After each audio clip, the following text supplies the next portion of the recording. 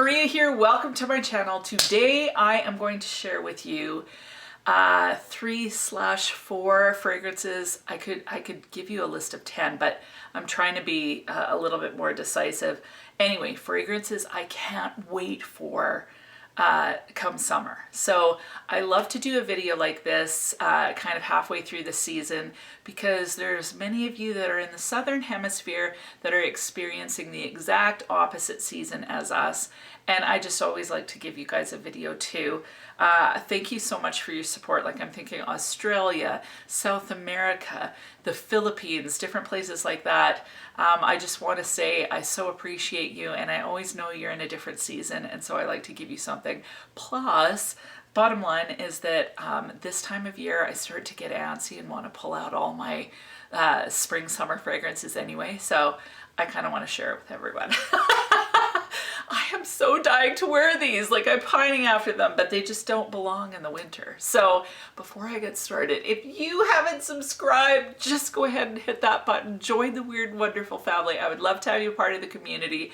And without further ado, let's get into this. So first fragrance is Trois l'Impératrice by Dolce and Gabbana.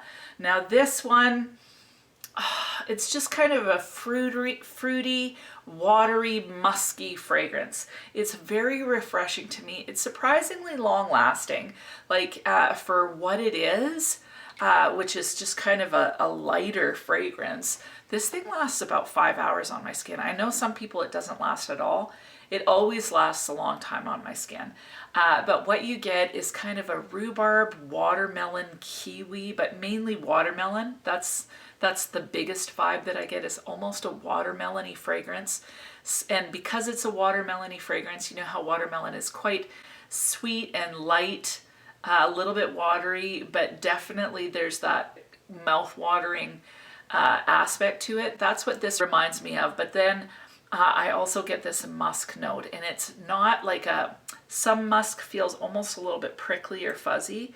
This one feels a lot softer, almost like a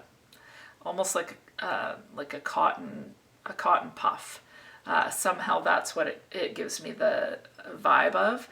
So I just find this one refreshing and somehow slightly comforting. It feels like, I don't know, it just feels like a drink of water from a fragrance perspective.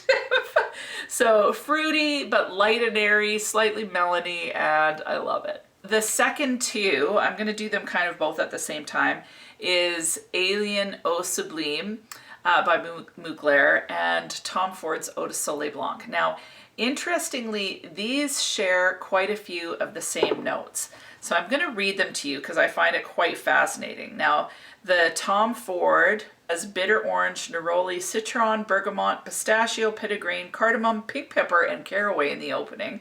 The middle notes are tuberose, Tunisian orange blossom, ylang ylang, jasmine, and galbanum in the mid. And then the base is coconut, vanilla, tonka bean, amber, and benzoin. Quite a few notes in that one. Now this one, Alien Eau Sublime, it has lemon, solar notes, orange, mandarin orange, and galbanum in the opening.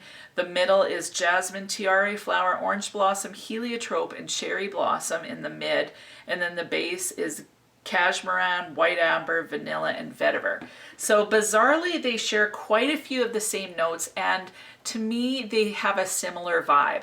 So I would say this is a little more bougie, and what I love about Eau de Soleil Blanc is I think it's from the pink pepper, caraway, cardamom, petitgrain.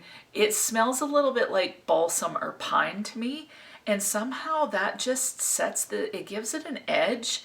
Just smells so delicious, but it smells like you are vacationing, you know, in the Mediterranean somewhere. There's cypress trees or something like that. You know, there's a slight breeze. You're smelling the ocean. You're smelling the trees. You're smelling a little bit of mountain air somehow. I don't know.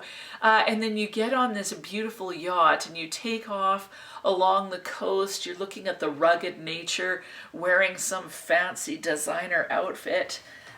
sitting on a yacht and enjoying the sun. I don't know, this is just super bougie. Like even the packaging, bougie. I love this one.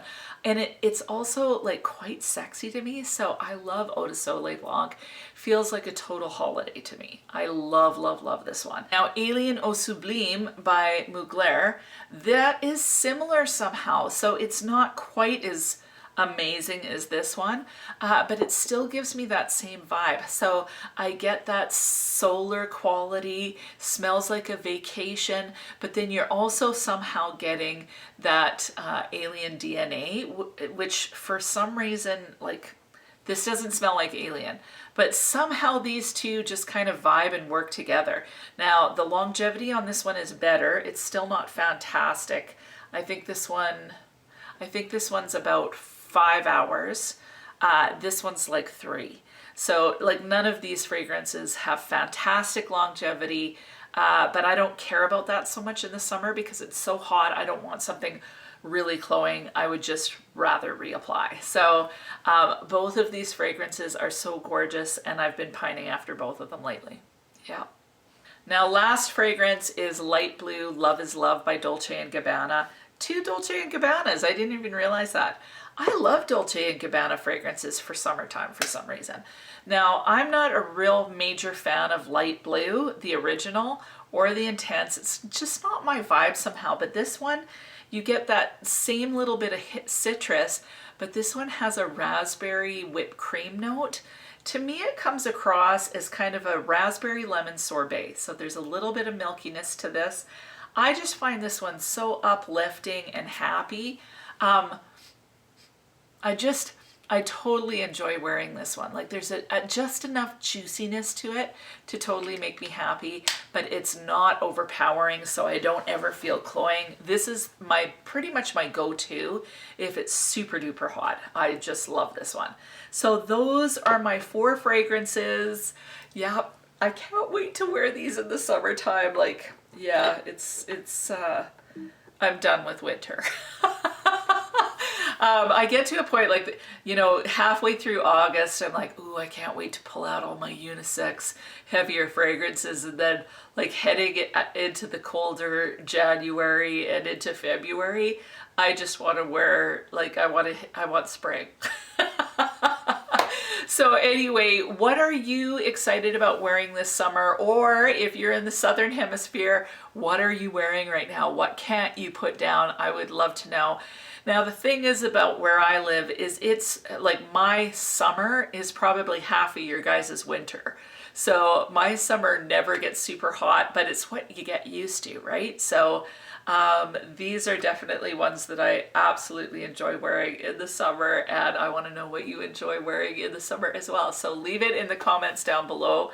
And other than that, have an amazing week, and we'll talk to you soon.